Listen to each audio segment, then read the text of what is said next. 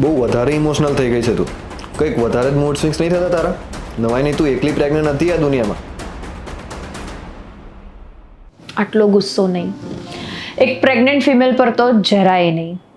એક સ્ત્રીને સારા ખોરાકની સાથે સાથે પ્રેગ્નન્સી દરમિયાન સારા વાતાવરણની પણ બહુ જ જરૂરત હોય છે.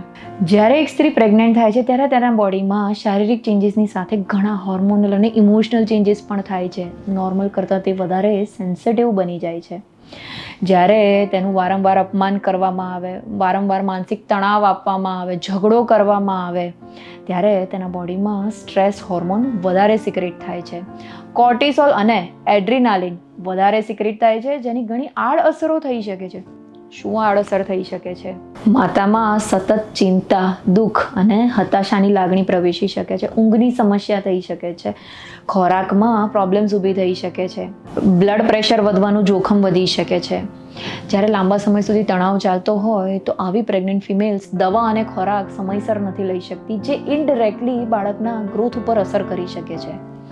અને એક વાત કહું, જ્યારે લાંબો સમય સુધી સ્ટ્રેસ ચાલતો હોય છે ને, એવી ફિમેલ્સમાં પ્રેગ્નન્સી દરમિયાન પ્રીટર્મ બર્થ થવાના અને લો બર્થ વેટ એટલે કે આવનાર બાળકનું વજન ઓછું હોવાના ચાન્સીસ અને પ્રેગ્નન્સીને ડિલિવરી રિલેટેડ બીજા કોમ્પ્લિકેશન થવાના ચાન્સીસ વધી જાય છે. એક પરિવારનો પ્રેગ્નન્ટ ફિમેલ માટે શું રોલ હોઈ શકે છે? ગર્ભવતી સ્ત્રીને ટીકા નહીં પરંતુ ટેકો આપો. નાની નાની બાબતમાં તેની સાથે ઝઘડા ના કરશો. સારા ખોરાક, આરામ સાથે પોઝિટિવ એટમોસ્ફિયર આપો. તેની નાની મોટી ભૂલ જતી કરો.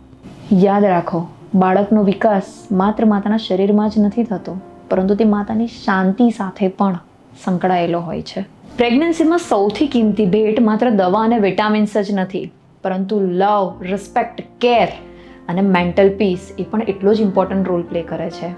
એક ખુશ માતા જ એક સ્વસ્થ બાળકને જન્મ આપી શકે છે.